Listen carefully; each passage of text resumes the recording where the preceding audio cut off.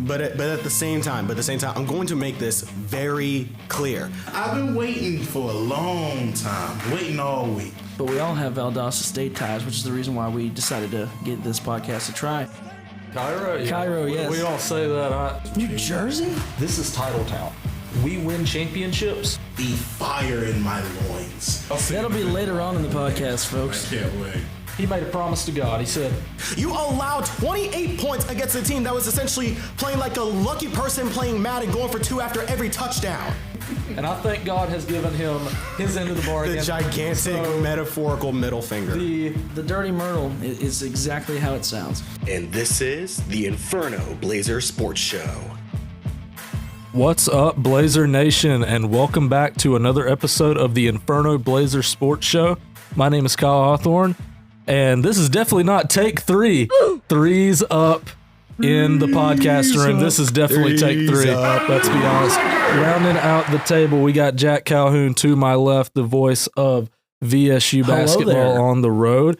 Across from him, we got Mr. Half and Half Jalen Scott. Look, I'm here. That's about it. Yeah, he tried to do the intro twice, folks. I had to take over. And then across from me is the enforcer, Mr. Chris Mercer. How What's you doing going today? on, man? Salutations, man. What's going on? Great to see everyone back in here. And I know the Super Bowl was just like, what, a week ago? And Yeah, 10 days ago. 10 days ago. Yeah, it feels like I haven't seen y'all in a minute. So it's definitely. great. So our last upload was the live stream that we did at my place. So if you tuned into that in any form or any capacity, thank you so much for we're that. sorry. Yeah, we're definitely sorry for what you had to see. Shout out Jack for Shout out Jack Baldwin, one of the only people that stayed the entire thing. Yes. Yeah, man. Much love, man. Much love. We appreciate that. Yeah, but man. definitely, if y'all watched in any capacity, we definitely thank you. Jalen put a lot of work into the ticker board, and it looked great. So, Jalen, good job, buddy. Yeah, man. Real proud of you. We appreciate We you. got a good show for you today. We're going to be talking some Lady Blazer basketball, some men's basketball, some Blazer baseball, Blazer softball, and Jalen is going to bring us a little segment about tennis. So both Blazer teams went up to Indianapolis to play in the ITA Indoor Championship. Top-ranked Blazers, unfortunately, they fell to the number 7 team in the nation, Indianapolis, in the consolation bracket. They fell 4-2, which, I mean, 4-2, that's still a good match, especially for the number 1 team, men's tennis. They were number 1 in the nation at one point. They're 5-2 in the season. So in the nation. So shout out to them. And women's tennis, their last match they played on February 11th. Well, they unfortunately fell against number 3 in the nation, Lynn, the Fighting Knights. They're going to be playing against number 22, Georgia College, on a Wednesday match, which actually today is the day we are recording. So shout out to men's and women's tennis getting it done out there, man. There's some really talented teams. Yeah, go out there and support your Blazers and Lady Blazers. Oh, yeah, definitely. Absolutely. You just talked about a few losses, but I mean, think about you lose to the number 7 team in the nation, number 3 team in the nation. I mean, we talk about like a quality loss sometimes on the show. I mean, at least you're not losing to an unranked team. So, I mean, definitely time to turn it around for the Blazers. Yeah, absolutely. Absolutely. But yeah, man, we got a lot to go over, man. We appreciate you bringing in some tennis, and Mr. Calhoun, the principal. Hey, man, we gotta tip things off right. No pun intended. With Lady Blazer basketball.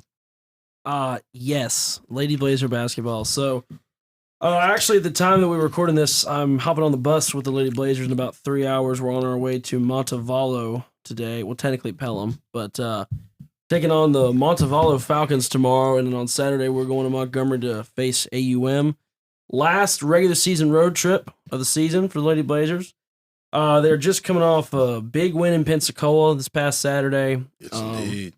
Obviously, we'll get more into this later. They played their rival West Florida this weekend. 19 in a row, man. 19 wins in a row, and I tell you what, there was a little bit of skepticism there in the first quarter because I don't know if you all checked the box score or not, but they scored 20 before we scored 10 in the first quarter, and things were looking kind of rocky. But you know, it's normal to get a really good game from West Florida because I think Coach Sherman even talked about it. One of our questions after the game, everybody's going to give the Lady Blazers their best shot, especially with them being number 2 in the country now, by the way. That's awesome. Number 2. And on top of that, they're on a 19-game win streak. Tomorrow could be number 20. That would be huge. And if I'm not mistaken, if they win out the regular season, it'll be the longest Lady Blazer win streak in school history. Yeah, I was about to say, where's the record? I believe that's what it is. I have to check with our Spectator co-editor Austin Bruce, but I think he told me the record is 2021. So 21, yeah. Yes, So- yes. If y'all come back here next week from the road trip, But, y'all will have the record. Yeah, but the final score in Pensacola this past Saturday is 56-49. And a lot of people see it as, 7 points. What happened? Well, West Florida just, they got comparable size to Valdosta State. And, obviously playing at home, you're going to have a little bit more of a chip on your shoulder. And West Florida just came out firing on all cylinders. It just seemed like they could not miss from the floor. Mhm. But once the nerves got settled and everything, it was Lady Blazer basketball all the way through to the very end. Yeah. There was a couple of free throws that were missed at the very end, some crucial free throws that, West Florida, they made, what shot or two they attempted, it could have gone either way. But, in the end, Valdosta State completes the season sweep against West Florida. They're now winners of 19 in a row. I mean, you got to love seeing that.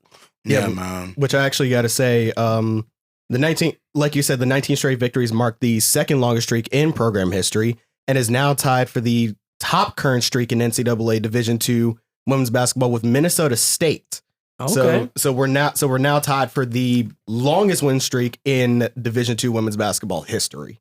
That's fantastic. That's man. awesome. Yeah, man. So if we win tonight, we'll have the longest winning streak in We- NCAA. We will have it as long as as long as Minnesota State also loses. Are they okay. they're currently on their streak as well? Currently, Yeah, okay. currently. So Okay, Yeah, so yeah. are they So are they number one in the nation No. right now? No. I No. don't I would know. think if you're Believe winning Ashland was number 19 or one. 20 in a row, you would think you would be ranked, would you? I mean, you would think. Like, I'm not saying they're not ranked. I don't think they're number one. Though. I still think Ashland's number it depends one. on who they're playing. got a point. I will say this, though. This is, while Jalen's pulling it up, this is by far the best Lady Blazer team I've ever seen in the 4 years I've been here. And Absolutely. it is a pleasure to see these ladies play the game of basketball at a high level that they've been doing all year long. Basketball is truly like my first love when it comes down to like sports, and to see the game played just so well, great ball movement, seeing the effort that is put in each and every game is like awesome. Like I fight to get to go and to see go see the Lady Blazers play. And there's no like side to the men's team at all, but like this team is just fun to watch. Like the game against you gotta give credit to Coach Shermer and Uffman. Yeah. And you gotta give credit to the GAs, Coach Madden, Coach Lowe. Yeah. I mean, everybody's working with them, and it's paying off. Yeah. Khalifa Ford's gonna be in the running for Gulf South Conference Player of the Year. I mean, I don't know if y'all know that or not. But Yeah, she's been Player of the Week multiple she's times. got Player of the Week Yeah. multiple times. I think she got nominated for Player of the Month. if Yeah, I'm and I not mean, mistaken. this team really doesn't have all that size. I mean, we got some pretty tall players, but they're not gigantic people. But they're playing as a team, and they're shooting well. They're passing the ball around, like you said, and it's just working. And also because I mentioned it when we had the game against Union, was that the week of the Super Bowl? Yes, it was the day before. Yes. Shout out to Jack actually being on the call. Thank you for that matchup. And I was at baseball for the matchup. I can't remember who we played. I want to say that was not Auburn Montgomery. It would have been Florida Tech the week before. Yeah, it was Florida Tech. Thank you. It was That was Florida Florida Tech. Thank you. And hearing Jack not only on the radio but also being on the Flow Sports live stream. So I wanted to give you a shout out there. And Thank you, also, sir. Appreciate I that. was like, because there was a doubleheader against Florida Tech, and I know that guy. Like, and it's like, and also I was just like, I was hot because that was the one game I really wanted to go to was Union versus. That was in the same because day. the situation with that is the guys that work Blazer Sports Media, we was working baseball and basketball in the same day, and it just turned out that the doubleheader, me, Jalen, and Chris, along with another one of our coworkers, Electra, we had to work baseball by ourselves, which you saw on the Instagram, basically just running baseball without a graduate assistant, without our main boss, Jamie Abbott. And that was great and all. And I love that personally. You'd be able to direct baseball, and Chris got to direct as well. Oh, yeah. But that was Shout out to that y'all. was a Awesome. marquee Appreciate it. matchup with Union. And it's just like, I wish we could have been there. Because I think I wasn't able to listen to the entire game, obviously, because I think I directed the first and Kyle had the second game of the doubleheader.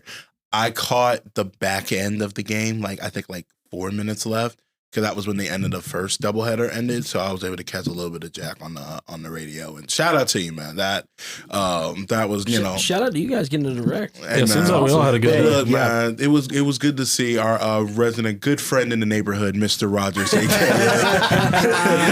Listen, we will post that photo on Instagram. I've got to be honest with you guys. I had several people ask me if I sold State Farm insurance that day. I'm not like a good neighbor.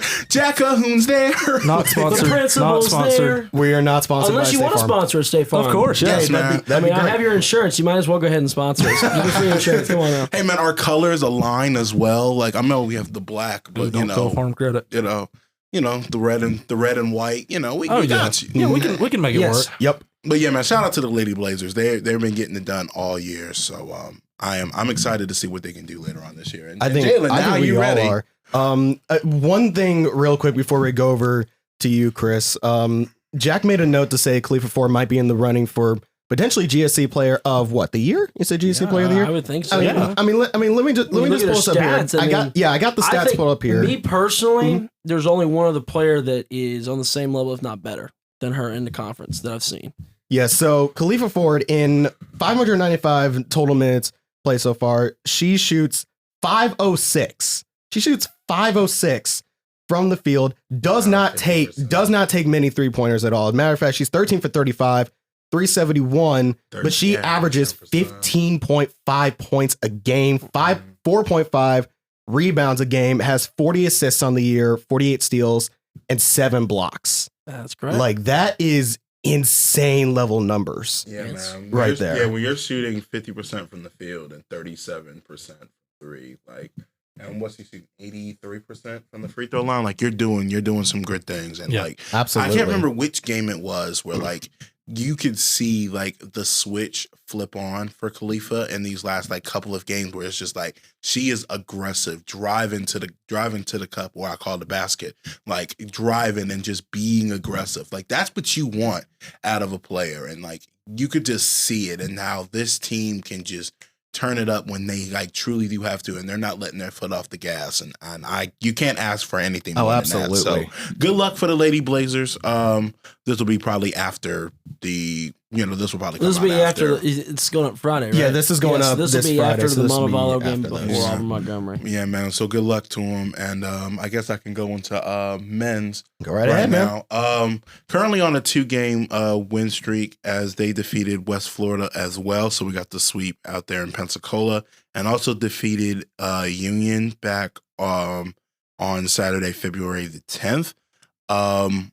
Latrell Tate back-to-back 25-point games. Yeah, man. He's averaging just over 20 points per game in his last 8.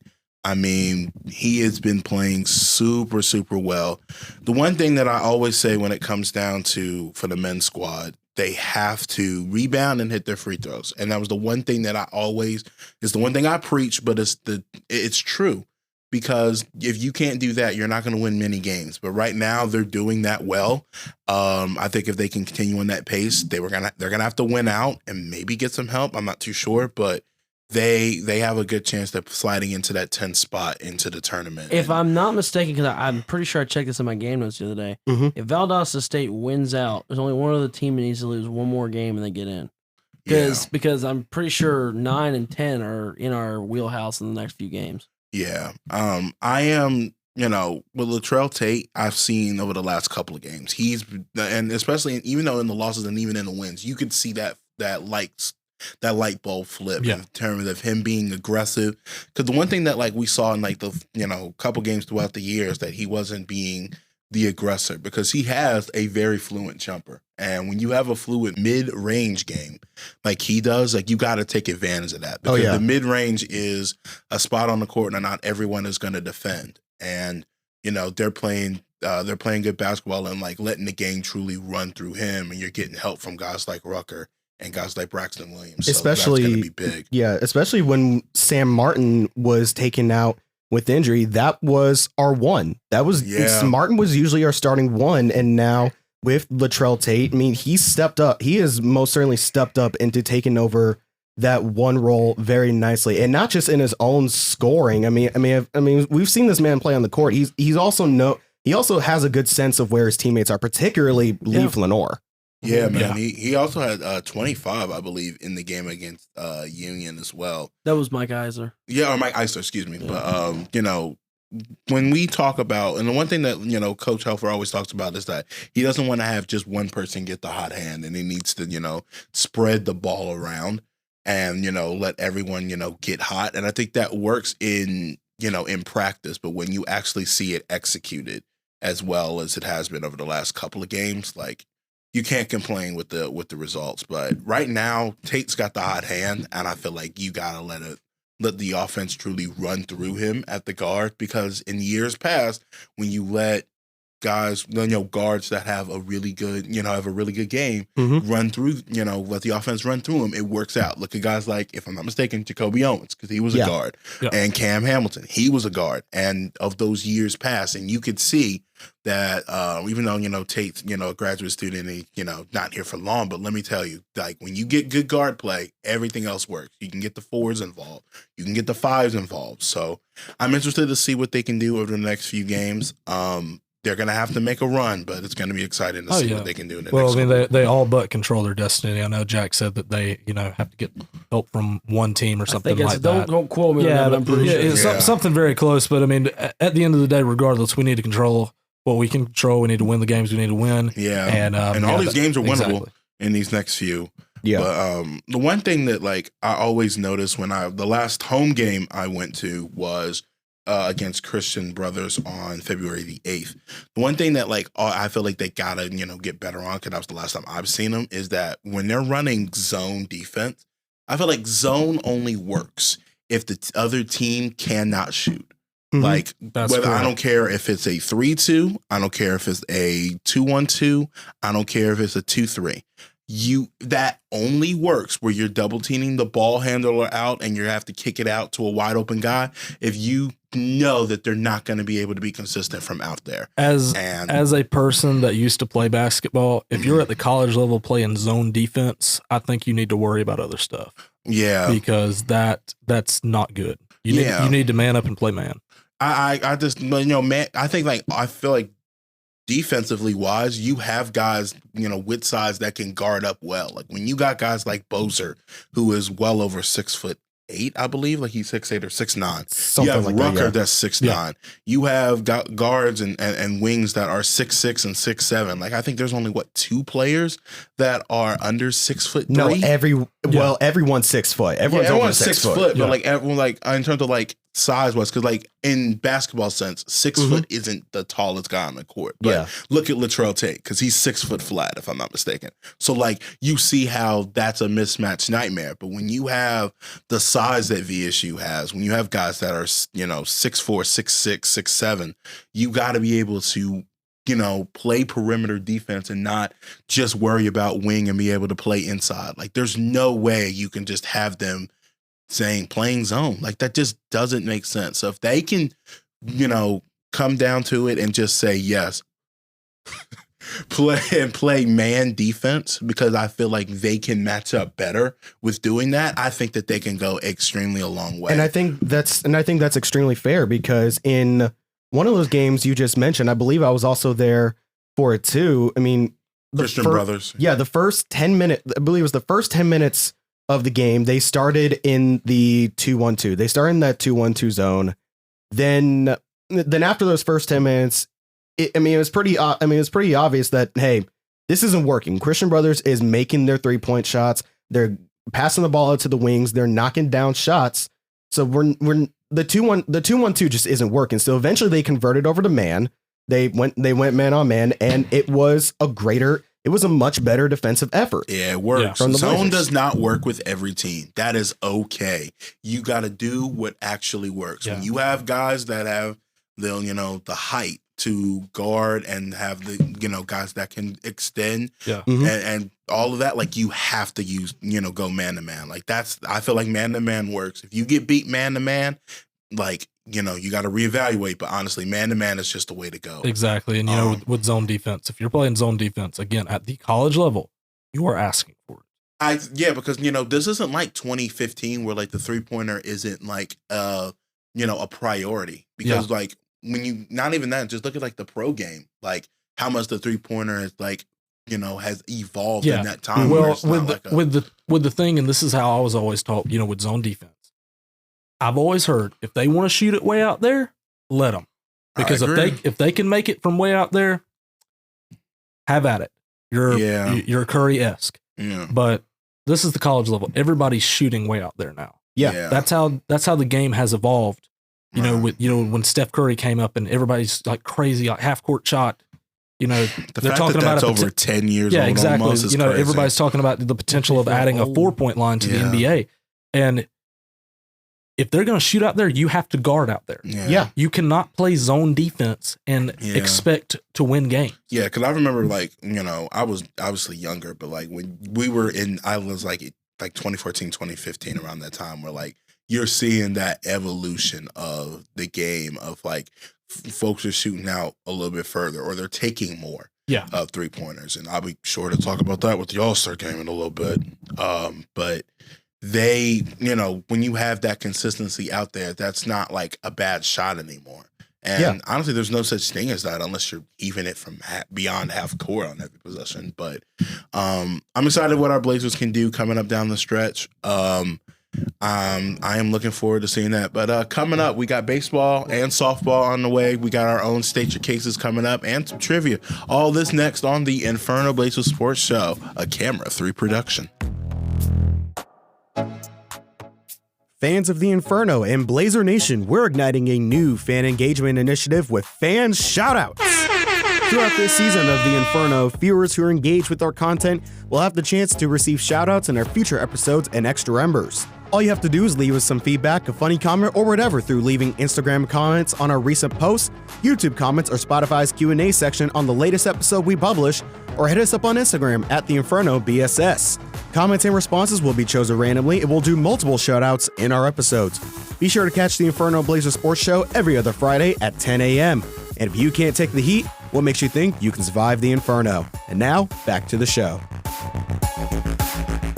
What's going on, everyone? Welcome back to the Inferno Blazer Sports Show. And Kyle, hey man, we're talking about America's favorite pastime, baseball. And the Blazers are well into their season. And let's get it going. Wait, hold on a second. First of all, pastime? Did I hear that correctly? Past time. Past time, he said. Thank you. For the record, he said past time. It's past time. I thought he said task time. I'm like, wait a second. I didn't. All right, well, let's get into baseball. So this is our first baseball segment since the actual season has started. Last episode, we was just doing season previews and preseason rankings, but the Blazer baseball team sits at 6-3, 1-2 in the conference. It's been a pretty hot start for the Blazers. I know that softball is kind of our bigger sport of the two, but they've been doing pretty good so far. After winning the season opener 6-1 at Albany State, the Blazers have enjoyed a 8-game home stand, going 5-3 with a series win versus Florida Tech. They've been doing pretty good, but as a person that picks apart baseball, I can definitely see certain things that definitely need to be improved. But we win the series 2-1 versus Florida Tech. I worked that series. We briefly spoke about it earlier in the podcast. But I do want to highlight the series that we opened conference play with Auburn Montgomery. We lose that series 2-1. So breaking down each game, in game one we lose 5-1. And when I was really looking at this box score, and obviously I did not work this series, so I really had to go in depth with the stats here. Blazer pitcher Zach Dodson pitches 5 innings of 6-hit, 4-run ball, 2 walks, 5 strikeouts. And I didn't work this game, but I did watch a little bit of I did watch a little bit of the live stream because I remember I mentioned to y'all that the live stream was looking really good. Dodson really wasn't terrible in this game. He wasn't. It's just hits were falling, and and that just goes down to defensive alignment, and that's nobody's fault. It's just sometimes hits fall. It's just baseball. It's baseball. It's baseball. That's how it works. Baseball is a game that is different every single day. There's no guarantee that bat is going to hit ball. I say that all the time, but it's the truth. Baseball is a game that is different every single day. It goes down to pitching, mainly, but it's hitting, and anybody can beat anybody on any given day, and that's the reason I love baseball. Yeah. But looking on the other side, Warhawks pitcher Clay Slagle pitches 6 innings, 4 hit, 1-run ball, no walks, 4 strikeouts, and really, what more can you ask for at the Division II level right now, especially this early in the season? Yeah. When you have a little bit of preseason ball, but you really don't have that full, spring training, if you will, for Division II baseball. So if you're coming out and pitching 6 innings in this first stretch, especially in conference play, really, what more can you ask for from this guy? I mean, I was working my second job, and a guy comes in. He was wearing Auburn Montgomery gear, and I'd mentioned the first game how we lost, and he explained to me in the second game, which I'll talk about, how they won or how we lost the first game and how VSU won the second game. And I know that Auburn Montgomery was a little lower in the standings when I look back on there, but they didn't look bad. They sincerely did. They did not look bad. And neither did the Blazers. And I'll get to that in a second. But they didn't look bad. I think it was kind of like an off day for the Blazer offense. But again, think about in game 1, it wasn't bad. Hits were just falling. Yep. Transitioning into game 2, where we win 5-0, it was kind of a tag team effort with this. And correct me if I'm wrong, this was the time where we had the doubleheader on Friday, and then they finished up game 3 on Sunday. Is that correct? Okay. So that's the reason we kind of have a bullpen game come into effect, with a tag team effort where Anthony Martins pitches the first 3 innings and JJ Finn finishes the last 4 to complete the shutout. The walks are still an issue. The walks are always going to be an issue for me because you cannot give up that type of stuff. Walks are always going to happen. I know that, and I know that's what she was about to say. But you gotta clean it up. It's early in the season. Yep. You've got time. You've got to clean that up. And I think especially game 3, which I'll get to, which we'll get to when we get there. But 7 hits for the Blazers in game 2. The big blow being Hunter Stowe's 2-run home run in the top of the 5th. Bomb. When they switched pitchers, Auburn Montgomery, they brought in a new pitcher. First pitch, moonshot. Yeah, that thing legitimately a moonshot. Check your windshields, folks. I believe Bill Malone even said on the broadcast, I have no idea where that ball went, but it's gone. Yeah, I was on the camera. I was on the camera trying to track the home run ball, and I'm just like, where did that thing go? Oh my like gosh. it was insane. But that Sunday, Stowe just launched it. Which, by the way, shout out Hunter Stowe following us on the. Yeah, man. Shout out, man. Appreciate y'all, man. Appreciate it. Yeah, game 3, VSU loses 15-4. Let me break this one down. He's gonna break this down. 15-4. I wasn't there, but I heard about it in the group chat. These guys are gonna take it over for this. Sidebar. This was a rather chilly day. Like the first 2 games, like it was like raining a little bit because it was a doubleheader on that Friday, if I'm not mistaken. Yep. And then like it sprinkled during the second game, and then it got rained out on Saturday, so we had to play this on Sunday. So it was very freezing. It was like 40, 43 degrees, and my mother who watches this, fun. But my mother who watches, just say 43 degrees is freezing. I know my mother who is from New Jersey, Cherry Hill, New Jersey, is like, boy, you're making all of us Northerners look bad, and I'm like, I know, but it was rather Chris's cold. Mom, what's up? Yeah, wow. Hey, Mom, love you always. That third game, it's just like that first inning. First of all, just it couldn't have gone any worse. Yeah, an 11-run first inning. That's not good. I mean, don't get me wrong. Streaks and runs happens in baseball, but like, ooh, my goodness, like that game, that first inning just was when you put yourself into a hole like that, you just really can't recover from. I mean, they were. When you go through 3 different pitchers in the first inning. Yeah. The first pitcher that came into the game, I mean, he allowed a couple of walks, and then he allowed the hit, and now the bases are loaded again with the walks. And it just was like, you really can't do that. But I feel like you want to give your pitcher the opportunity to work out of that jam, but switching 3 different pitchers in the first inning is, at that point, we're just starting off conference play. You've got to pull him. Yeah. If he isn't right, pull him. Yeah. On the other side, Warhawks starter Luke Turner goes 4 2/3 innings, 10 hit ball, 4 runs. that's not good either. But when you have that type of cushion, you can get a little conservative. Yeah, you can. And yeah, it's not good for stats, but they end up winning 15-4, so you really can't complain all that much. And now we get to the game that I almost forgot about, because in the group text with us and working, we had to get to, we were finding out about this game, and it was like, oh man, just truly forgot. So we took on Quincy. Yeah, number 13 ranked in the country. They were we win that game 11-9. You're like, oh man, that's a great win, but let's talk about what actually happened. Not when you almost blow a lead like that. Yeah, so to rather quickly go over this, it was the inverse of what happened on Sunday. We get out to a big lead, and we had scored like 3 in the first, 2 runs in the second inning, and then a 5 spot gets put on, I believe, in the 5th? In the bottom of the 5th, yes. Yeah, in the 5th inning. And you're like, okay, we're like, this is a quality win. You see Coach, and he is a coach. I just want to say that. No. Anyway, that is incorrect. We are, you're seeing starters getting pulled in the infield, and you're seeing, guys come out, but then they allow a run into the top of the 7th, and then that 8th inning.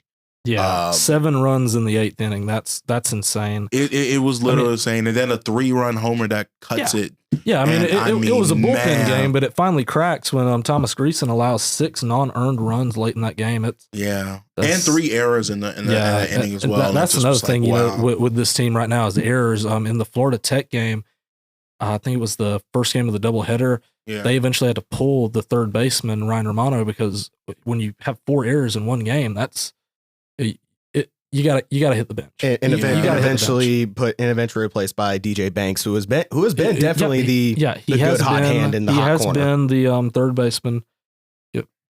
Moving forward, now I know Romano went to, I believe, shortstop or second base. Second base. Second base, and honestly, he hadn't missed a beat. He actually played a little bit of left field. He actually played a little bit of left field. Yeah, but I mean, he hasn't missed he has not missed a beat at second base, so that's definitely where he probably needs to be. Shout out to Dennis Pierce. Like his average is outstanding. He's been definitely doing good. He's got like 467. And I will definitely get into that when I get to the season statistics. But finishing up this Quincy game, the Blazers right the ship at the top of the 9th with a save from J.J. Finn to avoid the collapse.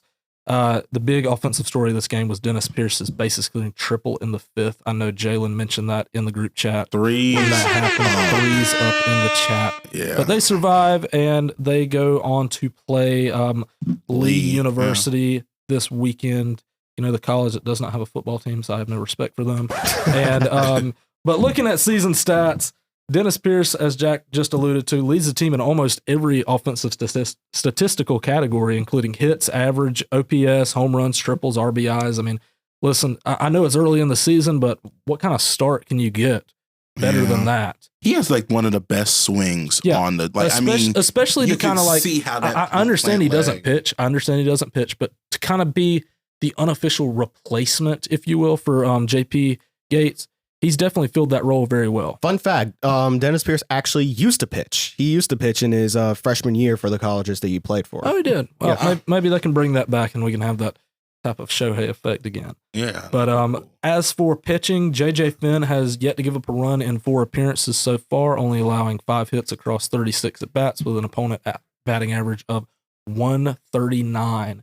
And that's good. My question to y'all is, do we have our closer? I understand he pitched a pretty good bit in that bullpen game that I was talking about, but I would honestly rather have him for 1 inning each game to have him each time. Yeah, I think so. To have him. Yeah, because he closed out the game yesterday, and it's just like he brought a calm presence into the infield and for that team, because it was getting like a little bit chippy towards the end of the game. And it just was like, man. Yeah, you could see the calmness of the situation, and you're able to strike out the side. And I was able to, really, he really just brought that calmness that we needed in that.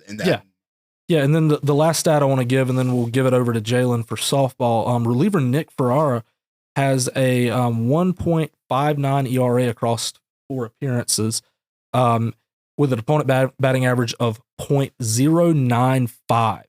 And my question to y'all is, number one, I thought he was a starter when the season first started. I was wondering why the dude was coming out of the bullpen, but he can be stretched out, and I like him being stretched out, but should he transition to like a setup role?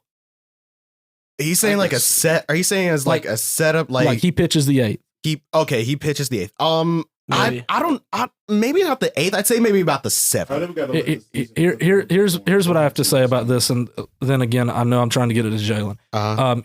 Let him pitch the 7th and the 8th. He can fledge it out. He can pitch multiple innings, but let's have him later in the game. Let's not have him coming in the 2nd or the 3rd. I understand you want to right the ship sometimes, but have him in the 7th and the 8th, and give it to JJ Finn in the 9th. You can have a solidified bullpen like that, and you can go wherever you want to go. Yeah.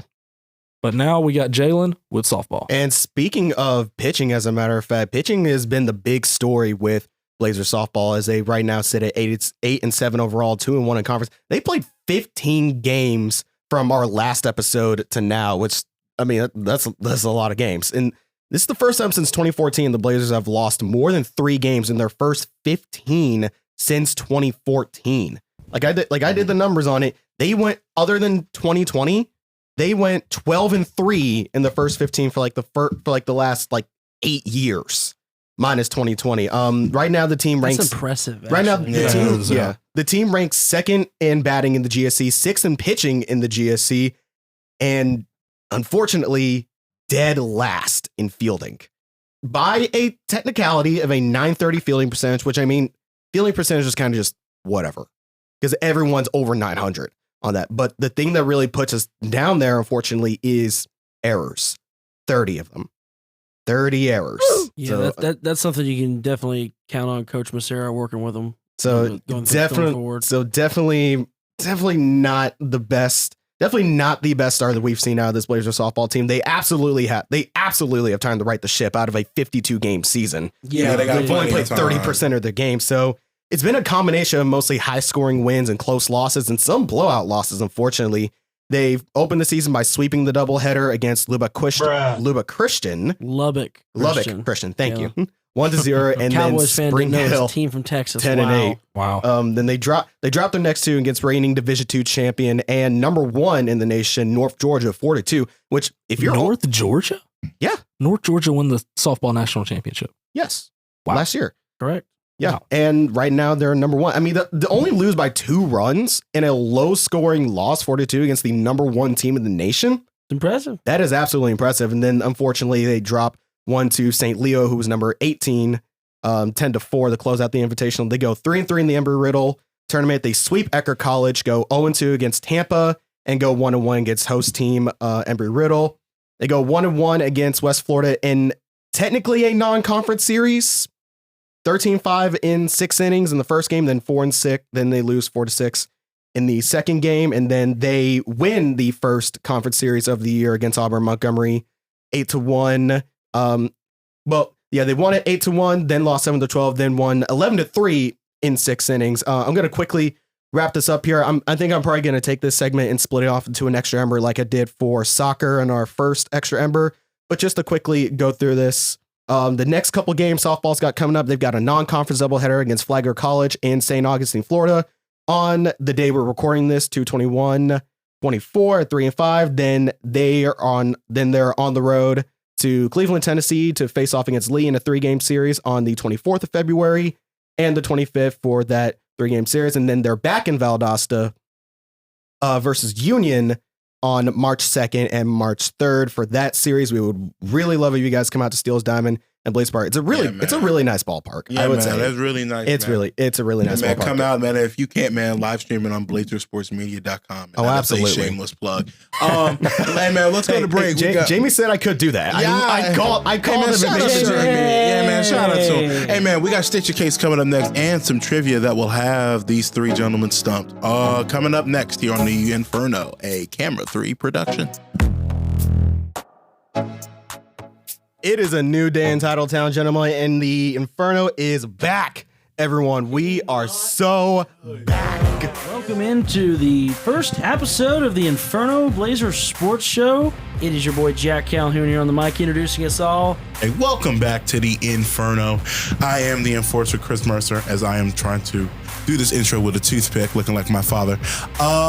What's up, Blazer Nation, and welcome back to another episode of the Inferno Blazer Sports Show.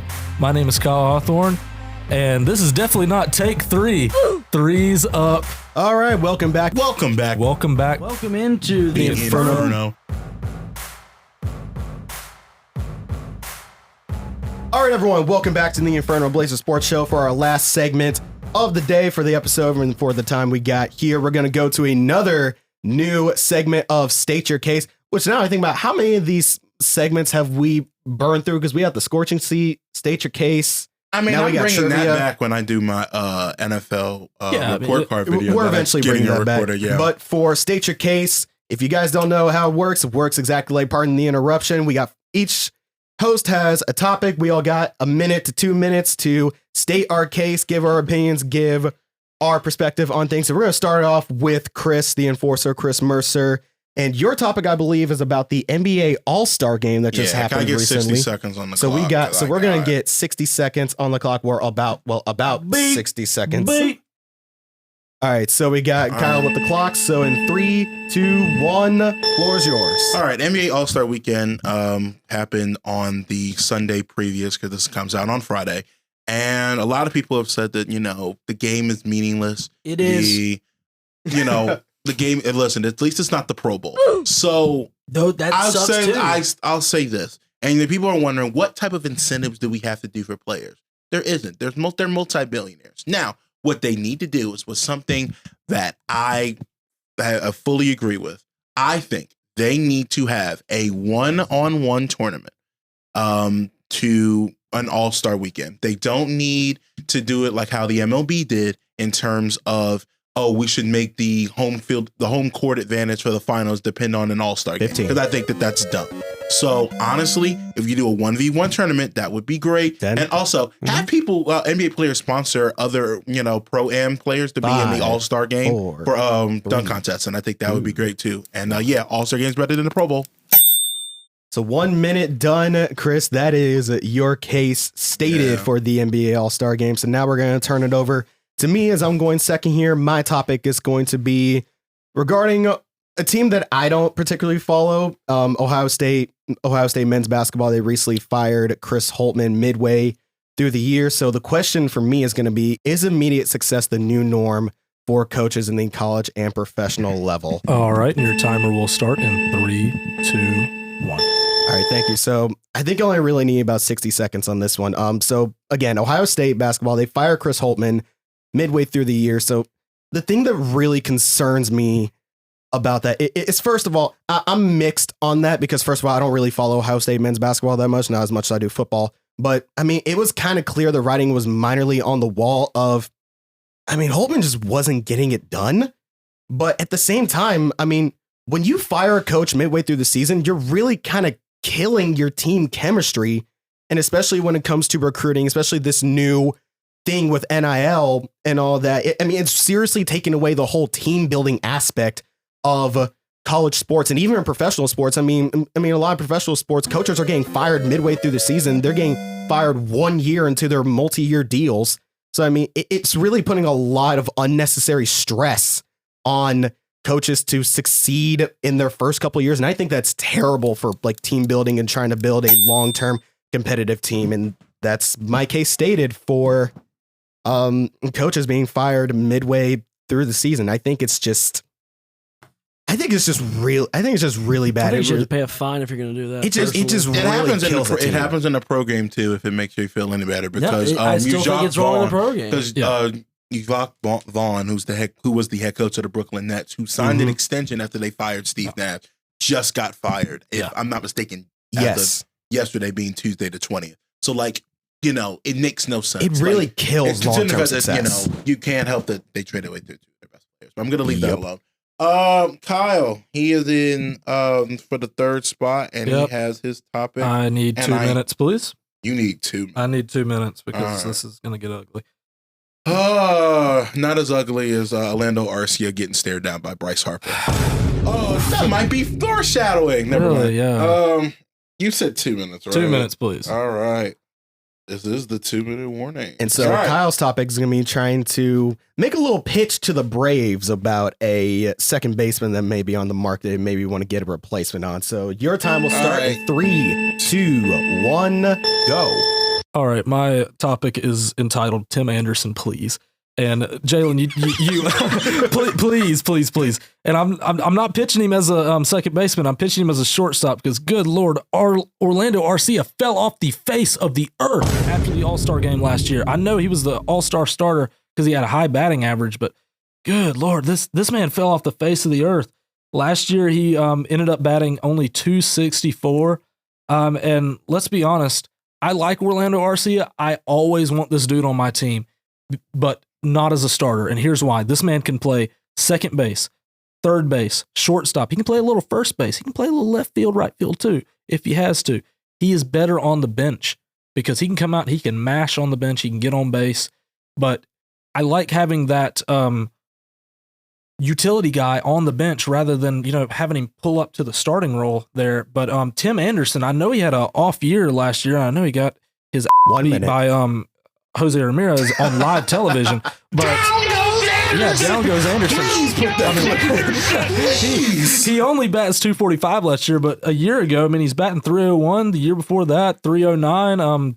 Year before that, .322, and then the batting champion year in 2019, .335.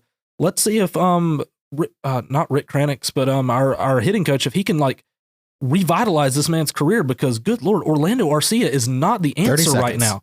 He is not the answer. We trade Vaughn Grissom, who frankly could not play shortstop to save his life, for Chris Sale this offseason. So we don't have that person that could potentially be the successor. So as of right now, we got a few shortstops in the system, but they're really, really young. So Tim Anderson, please, we will give you like $9 or $10 million over a year for a prove it. Please come to Atlanta. 3, 2, and with 2 minutes. Listen, I do not trust a player that got his behind whooped in a South Side jersey. You got beat in because the White Sox play on the South Side of Chicago, and anyone that looks that brought weak, Frank Thomas shame. Come on, yeah, man, you let the entire South Side down. As long as this man can play quality defense at shortstop and bat at least over 280, defense because he's going to be playing in Cobb County. You better know how to play some defense. Yeah, Jalen know about that. Oh my goodness, y'all really. So, Kyle, that is your case stated for Tim Anderson to the Braves. The last host we got here, we got Jack Calhoun. I've got 2, so I need 3.5. So he's got 3.5. This man always has 2. This man has. He had 2 last time, I think. He had 2 last time. 2 cases to be stated for the 2 cases to be stated for the second edition of State Your Case. We got 3 minutes and 30 seconds on the clock. Jack, you are set to go in 3, 2, 1. Floor is yours. Valdosta State's newest rival should be West Florida, and here's why. With West Georgia leaving and Rome going to a different conference, Valdosta State is now the only Division II school in Georgia that's in the Gulf South Conference. And because of the Sunshine Conference and the SIAC Conference, the only Florida team in the Gulf South Conference is indeed West Florida. When you look at the road trips, it is unbelievably close compared to some of our other trips. I can tell you personally, you can drive to West Florida's campus, have a Whataburger, wait in line for 30 minutes, and drive back before you could even get to Memphis or Union. I mean, it just makes sense because of territory to have that rivalry. Plus, when you look at it in football, in the last 5 to 6 years, both teams have won a national championship. Both teams are really competitive when they play one another. I mean, you saw it this past weekend. Both teams play up whenever they play each other. Same goes for whenever they play here or when they play in Pensacola. But my thing is, the writing is on the wall, especially with West Georgia leaving. It just makes sense. I don't know why everyone's bringing the cameras out right when I'm trying to talk, but anyway, that was that. My big thing is I still thought the West Georgia thing was a bit of a stretch. Personally, I get it; they're in state, but you have 2 minutes. But I think West Florida should, and from now on, while we're both in the same level, in the same conference, be rivals. And now on to my second thing. The Gulf Coast clash is right there. Yes, the Gulf. Yeah, the border. It's a border state thing. It can be another Georgia-Florida rivalry. I mean, it's right there. It's the border war. Yeah. Well, I forget what the flash in the pan. Anyway, I'm going to need flash in the pan. I'm need all my time for this one. So the college football playoff still sucks. And here's 90 why. seconds. They announced the other day that they're going to give the conference champions of the Power Five the top seeds, and then they're going to everybody else be at large. But here's the problem: that doesn't fix the problems. Like, yes, it gives automatic bids to get in, but here's the thing: let's be honest. We all know how this works. If someone was a one-loss conference champion or they were undefeated, unless you're Florida State and get screwed, you're supposed to make the playoff. Okay? That's just how it's always gone. There's no written rule. That's just how it goes. But by allowing the at-large bids, you still allow for people to get screwed over. That is why they should go to the NFL playoff bracket. Have it to where you have, if you want to have 12, which I think anything less than 16 is criminal personally, but if you want to have 12, that's fine. But what you do is you split it up into 4 conferences. 30 seconds. Okay. And then you do it like the wild cards for the NFL. Because then when you do that, everything goes together. Nobody can complain about, my team deserved to be in, even though we only had 1 loss. No, you have rules and regulations. And if you follow them, you get in. If you don't, you don't. 10. It is what it is. But, that's enough for my soapbox today. I could talk about that all day. Yeah. You should do an extra ember on college. Very well yeah. might. Very well might. Like, you really should. Yeah, there may potentially. potentially be quite a few extra embers coming out when we eventually have the time to do so, because we're all college students. Midterms are coming up. Lord help us all. Listen, I have a extra ember planned to record. Like, I have everything I need. I am doing for NFL report card that is coming out. In the same episode, I'm going to review the NBA trade deadline, because I did a video before the trade deadline that we just didn't get out in time. But I have that. I'm also going to be doing a special presentation that I'm going to keep secret for now. But it's something that I've been working on for a little bit, and I'm excited to have that. That'll probably come out the end of March, early April. So that'll be, and talk about something that I've never brought up on the channel as well. That's another probably like a host spotlight kind of thing of now something to put on the YouTube channels. Yeah, something to put on the YouTube channel. So that will be something really fun. But right before we go, it is now time for some trivia. Thank you for that, Jack. I really appreciate it. For some trivia, brought to you by the Inferno Blazer Sports Show. Yes, indeed. All right, since we have, I'm the Hurricanes I'm man. sorry to everyone's speakers who were turned up on that one. Yeah, we apologize for absolutely nothing. So, I'm researching for a project that I have for one of my classes, and I came across some trivia that is really interesting that I want to see if y'all can get. Valdosta State has won 10 Gulf South Conference championships in football. That includes when they shared and they've won it outright. Can you name each year? You will have 60 seconds. Each year that they won or shared the Gulf South Conference title. No, I don't know. Well, I don't. You can guess I know technically we won last year. 23. Yes. Okay, hold on. I will give y'all 60 for football. For football, 2023. Hold on, wait. Hold on. I'm gonna give you 60 seconds. How many times is it, Chris? It's 10. 10? Okay, I can't give you 10. I can give you 2. I'll help y'all out. I'll give y'all 2. That's what he says all the time, folks. Listen, there are 10. I'll give you a hint. I will give you the one hint I'll have. This all happened under Reinhardt, who is our athletic director. Okay. So within the last 30 years. 32 years. Yeah, you'll have 30 years to work. So, are y'all ready? Yeah. 60 seconds starts now. 2023, 2021. Yep. 2. 2007? 2007? No. 2008? No. 2010. Yes, 3. They shared with Delta State and Henderson State. 2012. Yeah, I was about to say no. 2004. That's 4 of them now. 2002. Yes, that's 2000. 5. No. Yes. That's 6. 98. Nope. 97. Nope. 95. Nope. 92. Nope. 16. Miss. Plays No. by 6 tempo. No. Y'all missing some years. 2003? No.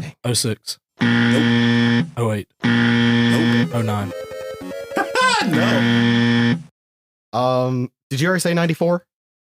Yeah, you did 1994? 6. That's 6 seconds. 5, 4, 20, 3, 2, I'm out of 1. ideas. Crap. All right, so here are the years for those that are curious. 1996 was one that y'all said, I believe. 2000, 2001, 2002, 2004, 2010, 2018, 2019, 2021, and 2023. So wait, we went 10 years without winning a conference championship? Yeah. Here's the crazy thing. The 07 and 2012, I can't remember who won 07's, the GSC we that didn't win the conference, Joe. Didn't win the conference, but we won the national title. Yeah. In 2012, they didn't win the GSC because West Alabama had a better conference record because they were 5-0 in conference play. Yeah. But we were 4-1. So what I'm in hearing conference play. is we don't have a lot of standalone conference titles. We're always sharing it with people. Yeah, well, which is technically yeah. stupid because I don't believe that. I'm sorry, there's 4 that we share. Yeah, I think So we only have 6. Well, I mean, 6 if we standalones. share, well, six standalone. Shared championships are they're stupid. stupid. If you have a head-to-head matchup, the team that wins the head-to-head matchup should win the conference. I think that's fair. Like this past year, like Delta State should have been the outright champion. And in 21, West Florida should have been the champion. Isn't that the case with like every other But sport? thank you though.